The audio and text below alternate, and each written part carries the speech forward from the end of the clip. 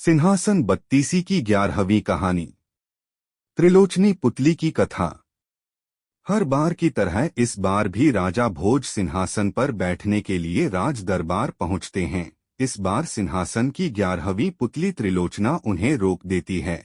फिर वह राजा विक्रमादित्य के गुणों के बारे में बताने के लिए महायज्ञ का एक किस्सा सुनाने लगती है।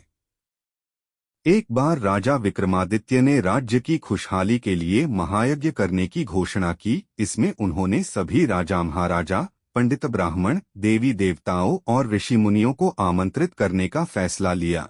सभी को आमंत्रण भेजने के बाद राजा विक्रमादित्य ने पवन देव को खुद जाकर निमंत्रण देने की ठानी और समुद्र देव को आमंत्रित करने के लिए एक ब्राह्मण का चयन किया।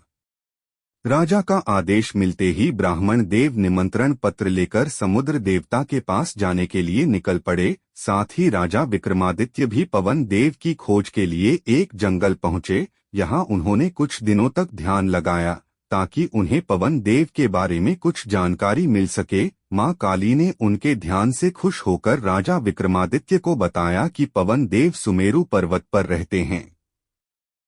पवन देव के बारे में पता चलते ही राजा ने बेताल को बुलाया। बेताल कुछ ही देर में उन्हें लेकर सुमेरु पर्वत पर पहुंचा दिया। पर्वत पर तेज हवाएं चल रही थीं, लेकिन पवन देव कहीं नहीं दिखे। फिर राजा विक्रमादित्य ने पवन देव का ध्यान लगाया। उनकी साधना से खुश होकर पवन देव वहां प्रकट हुए और कहा, हे राजन, बताओ मुझे क्यों याद किया। जवाब देते हुए महाराज ने कहा, हे देव, मेरी इच्छा है कि आप मेरे राज्य में होने वाले महायज्ञ में आएं।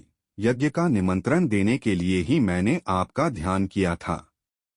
राजा विक्रमादित्य की बातें सुनने के बाद पवन देव ने मुस्कुराते हुए कहा कि वह यज्ञ में नहीं आ सकते। राज्य में उनके आने से भयंकर तूफान आएगा, जिससे सब कुछ तबाह हो सकता है। पवन देव ने विक्रमादित्य को समझाते हुए कहा कि वो संसार के हर कोने में मौजूद हैं।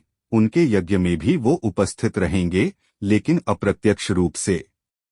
पवन देव ने इतना कहने के बाद राजा विक्रमादित्य को आशीर्वाद दिया कि उनके राज्य में कभी सूखा और अकाल नहीं पड़ेगा। साथ ही इच्छाओं को पूरा करने वाली एक कामधेनु गाय भी उन्हें दी और वहां से चले गए। उसके बाद राजा भी बेताल की मदद से राज्य वापस आ गए। इधर राजा पवन देव से मिलकर लौट आए। उधर समुद्र देवता से मिलने के लिए ब्राह्मण कई मुसीबतों का सामना कर रहे थे। जैसे तैसे वह सागर के पास पहुंचे और समुद्र देवता को कई बार बुलाया, लेकिन समुद्र देवता प्रकट नहीं हुए। ब्राह्मण देव भी थकने वालों में से नहीं थे। वो बार बार समुद्र देवता को बुलाते रहे। उनकी पुकार से खुश होकर समुद्र देवता प्रकट हुए और ब्राह्मण ने विक्रमादित्य के महायज्ञ के बारे में उन्हें बताया। निमंत्रण मिलने के बाद समुद्र देव ने कहा कि उन्हें पवन देव से इस महायज्ञ के बारे में पता चल गया था, लेकिन वो यज्ञ में नहीं आ सकते। उन्होंने बताया कि अगर वो प्रत्यक्ष रूप से वहां आएंगे तो पूरा राज्य बह जाएगा। इसी वजह से वो यज्ञ के दौरान जल की हर बूंद में अप्रत्यक्ष रूप से मौजूद रहेंगे। इतना कहकर समुद्र देवता ने ब्राह्मण को 5 रत्न और एक घोड़ा देते हुए कहा कि ये सब उपहार महाराज विक्रमादित्य को दे देना। इतना कहने के बाद समुद्र देवता अदृश्य हो गए।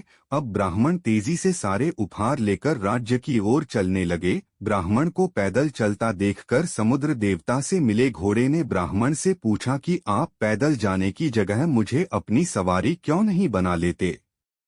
ब्राह्मण चलते रहे, लेकिन उन्होंने कोई जवाब नहीं दिया। इस पर घोड़े ने उन्हें समझाया कि वह राजा के दूत हैं, इसलिए उपहार का इस्तेमाल कर सकते हैं। यह सुनकर ब्राह्मण घोड़े पर बैठे और कुछ ही देर में राजमहल पहुंच गए।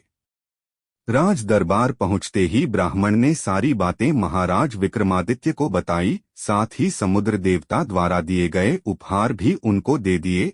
राजा ने खुश होकर कहा कि आपने अपना काम बहुत अच्छे से किया है, इसलिए इन सभी भेंट को आप रख लें। ब्राह्मण घोड़ा और रत्न लेकर खुशी खुशी अपने घर को लौट गए। इस कहानी को सुनाने के बाद 11वीं पुतली सिंहासन से उड़ गई।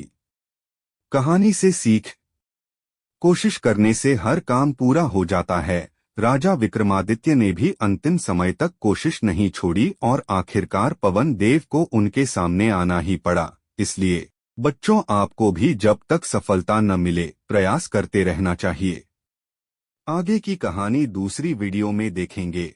ऐसी ही मजेदार वीडियो देखने के लिए हमारे चैनल को सब्सक्राइब करें।